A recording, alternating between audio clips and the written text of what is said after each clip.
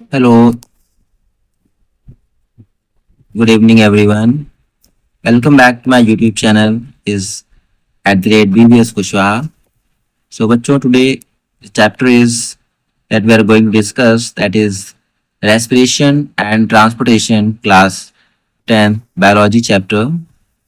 So in this chapter we discuss about the life process in humans and in plants in the form of respiration and transportation. So let's get started. So life process overview. First we look the life process, which is the main topic, that is respiration. So first of all, we understand what is the respiration.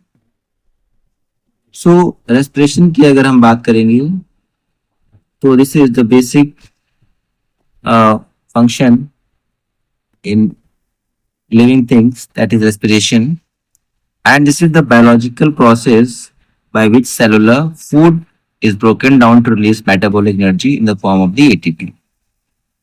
Simple if you talk about in simple language तो ये एक ऐसा process है जिसमें हम food को intake करते हैं, इनहेल करते हैं, और वो फूड हमारे स्टमक में जाकर के इस ब्रेक डाउन होता है और उससे एनर्जी रिलीज होती है, और वो एनर्जी एटीपी के फॉर्म में हमारे बॉडी में स्टोर होती है. This is the respiration. And इसका ऑब्जेक्टिव क्या होता है? gaseous cellular gaseous exchange, oxidation of the nutrients molecules and energy generation of vital biological functions. और इस एनर्जी का इस्तेमाल हम अपने अलग अलग बायोलॉजिकल फंक्शंस के लिए करते हैं, सेलुलर गैसेस एक्सचेंज के लिए करते हैं. तो these are the objective of the respiration process. Now we talk about the transportation. So transportation, as the word suggests, that it transports some type of material. तो ये कुछ ऐसी चीजें ट्रांसपोर्ट करेगा हमारी बॉडी के अंदर जिससे ये प्रोसेस होगा.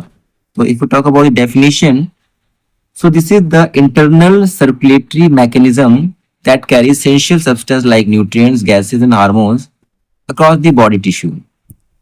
तो ये एक ऐसा मैकेनिज्म, एक ऐसा प्रोसेस है जिसमें कुछ एसेंशियल सब्सटेंस जैसे कि न्यूट्रिएंट्स हो गए, हमारी फूड के जो न्यूट्रिएंट्स होते हैं, गैसेस हो गए, कार्बन डाइऑक्साइड, ऑक्सीजन, और हार्मोन्स जो हमारी बॉडी टिश्यू में एक्सचेंज होते हैं. तो उन एक्सचेंज करने के लिए जो सिस्टम, जो मैकेनिज्म काम करता है, that is called transportation.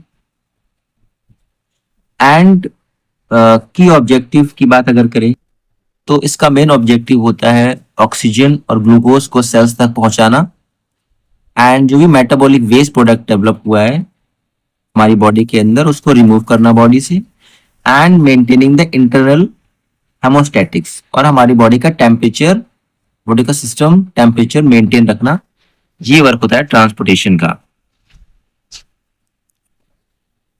Now we discuss about the human respiratory system in detail. So as you can see in the diagram that human respiratory system comprises of several organs like mouth, nose, windpipe, right bronchus, left bronchus, alveoli, muscles, diaphragm, bronchioles. So these are the main part of the human respiratory system. So nostrils and nasal cavity, क्या function है इसका? So nasal cavity से air हमारी enter करती है, and the fine airs and mucus which is inside our nose, it's humidified and warmed, गर्म रखते हैं, और एयर हमारे जो एयर उसको फिल्टर करती है और उसको मॉइस्चर प्रोवाइड करती है. नेक्स्ट फार्डेक्स एंड ट्रैकिया की बात करेंगे अगर, तो ये पैसेज होता है supported by the rings of cartilage to prevent collapse under low pressure. This helps for this sound production, and ये लो प्रेशर को कोलैप्स होने से बचाता है. नेक्स्ट ब्रोंकी एंड ब्रोंक्यूल्स की बात करें तो ट्रैकिया जो है it divide into two branches, that is bronchi leads to lungs and branching into the fine subtubes. दो भागों पर जाता है, एक लंग्स में, और ये अलग अलग सब ट्यूब्स में, ब्रांच में कन्वर्ट हो जाता है inside the lungs, and that is called the bronchioles. As you can see in the diagram, this is bronchioles. Now alveoli, that is air sacs. As you can see in the diagram, it's the alveoli, and this is the balloon-like structure. This is the balloon-like structure. You can see I have zoomed this part. So this one is alveoli. This is the alveoli part, and this part is specially like balloon structure and provide maximum surface area for the efficient diffusion of O2 and CO2 with surrounding capillaries.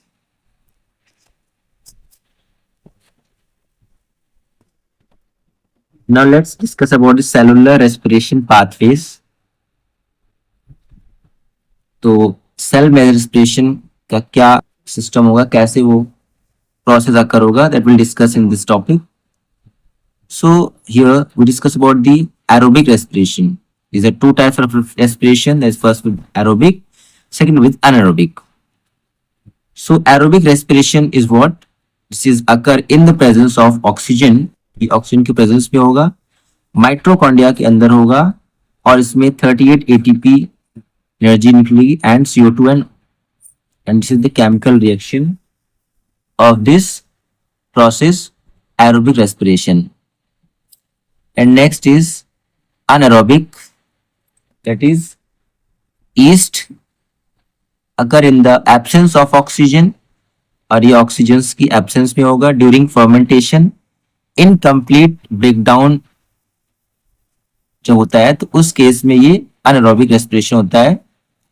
इसमें CO2 and 2 ATP energy release होती है, and specially ये yeast से organism में होता है. And third topic is the muscle cramp. So what is muscle cramp? जब भी हम रेगुलर एक्सरसाइज करते हैं, ऑक्सीजन की लेवल, ऑक्सीजन की इनटेक कम हो जाती है from muscle cells to convert pyruvate into lactic acid causing painful cramps. तो इससे क्या होता है कि जो मसल्स होती हैं वो पायरूवेट को लैक्टिक एसिड में कन्वर्ट करती हैं, जिससे कि पेनफुल क्रैम्प्स हमारे मसल्स में होता है. That is called the muscle cramp. Now we discuss about the human heart and the circulation. Human heart is the main pumping organ of our body.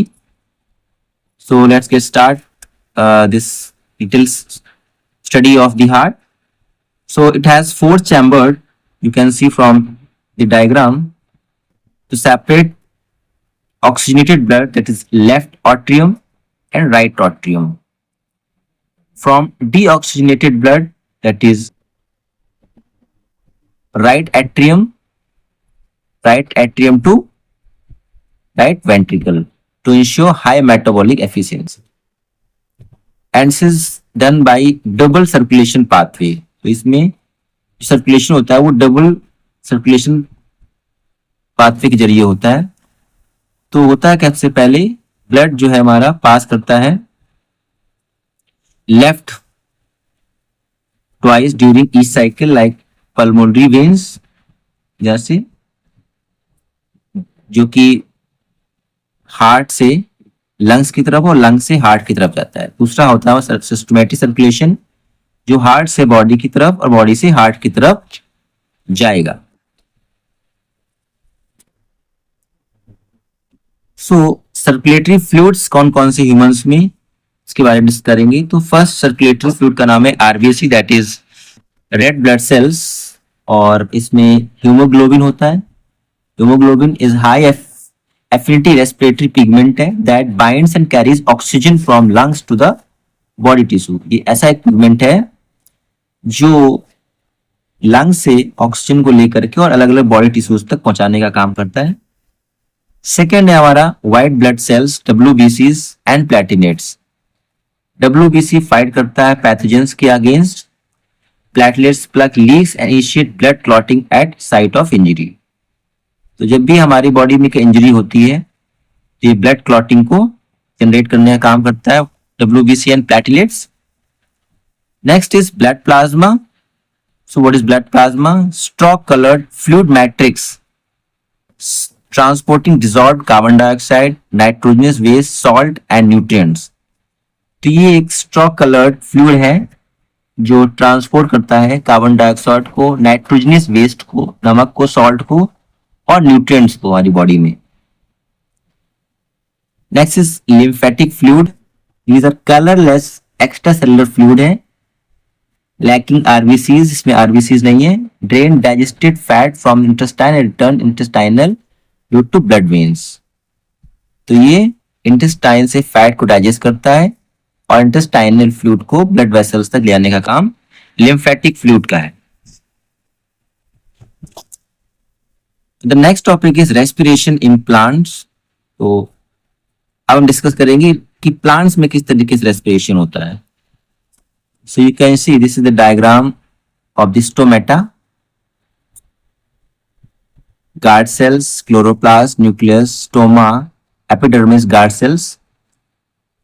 So stomata in leaves, these are tiny epidermal pores होते हैं जो guard होते हैं by kidney bean shape guard cells, जो कि gases diffusion के responsible होते हैं, O2 and oxygen and carbon dioxide. Lenticels in stems, तो ये लूजली पैक्ड वुडी स्टेम है, सेल है जो परमानेंट ओपन पोर्स प्रोवाइड करते हैं फॉर गैस एक्सचेंज के लिए. रूट सरफेस टेकअप क्या करता है, ऑक्सीजन, सॉइल, ऑक्सीजन को ट्रैप करती है सॉइल से और हेयर, रूट हेयर डिफ्यूजन के प्रोसेस के थ्रू ये ऑक्सीजन ट्रैप करता है बॉडी से, सॉइल से. डे वर्सेस नाइट डायनेमिक्स क्या है. ड्यूरिंग डे टाइम, दिन के समय, photosynthetic oxygen is reused for respiration. तो दिन में ऑक्सीजन रीयूज होती है रेस्पिरेशन के लिए और नाइट में CO2 एलिमिनेट होती है, द मेजर एक्सचेंज प्रोसेस. रात में CO2 रिलीज होती है.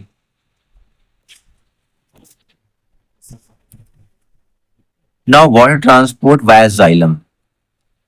सो ट्रांसपोर्टेशन के लिए जो ऑर्गन, जो सिस्टम यूज होता है प्लांट्स में, दैट इज वाटर ट्रांसपोर्ट, किसके द्वारा होता है, जाइलम के थ्रू. These are the organ, xylem. So water movement का मैकेनिज्म क्या है उसको डिस्कस करने वाले हैं. तो रूट प्रेशर क्या है. Active ions uptake by root cells create an osmotic gradient pushing water upward in lower plants और एट नाइट. तो जो एक्टिव आयंस है रूट सेल्स के जरिए एक ऑस्मोटिक प्रेशर डेवलप करते हैं जिससे कि वाटर जो है लोअर प्लांट से अपवर्ड डायरेक्शन में पुश होता है रात के समय. ट्रांसपिरेशन पुल क्या है, इवोपोरेशन जो वाटर का होता है मॉलिक्यूल्स फ्रॉम स्टोमेटा से क्रिएट्स ए कॉन्टिन्यूअस सक्शन पुल. उससे क्या होता है, वाटर इवोपोरेट होता रहता है, drawing water through interconnected xylem vessels and tracheids to canopy leaves. तो जो लीव्स होती हैं, कैनोपी लीव्स होती है, उनसे ये जो वाटर है वो कम निकलता है बट पुल होता रहता है. नाउ फूड ट्रांसलोकेशन इन फ्लोएम. नेक्स्ट जो सिस्टम है जो है वो है फूड ट्रांसलोकेशन इन फ्लोएम. तो it's sieve tubes and companions living vascular tissue structure consisting. Sieve tubes connect होते हैं न्यूक्लियर कंपेनियन सेल से फॉर एक्टिव कंडक्शन के लिए. एटीपी ड्रिवन ट्रांसपोर्ट क्या है, फोटोसिंथेटिक प्रोडक्ट्स जैसे सुक्रोज है, these are loaded with flowing using metabolic energy that ATP increase osmotic pressure. Bidirectional flow क्या है, दो डायरेक्शन में flow. Translocation occurs both upward and downward to supply storage organs like roots, fruits and growing buds as needed.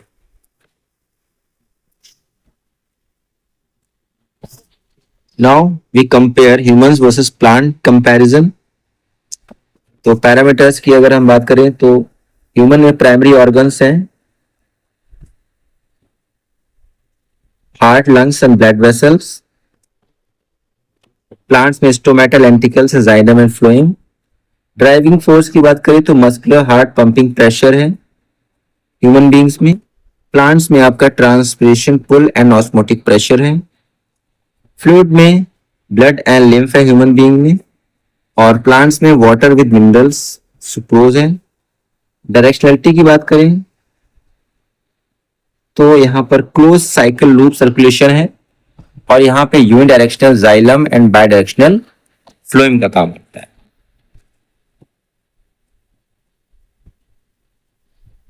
A summary of the life process. तो this is plant system. ये xylem और active ATP move sugar वायर्स phloem के द्वारा होता है। Human system में double circular system जो फोर चैम्बर्ड हार्ट के द्वारा होता है, oxygenation and nutrition supply. Cellular energy, mitochondria is the power house. It break down glucose into ATP at metabolic transport mechanism. So this is all about respiration and transportation. You watching my videos. Thank you so much.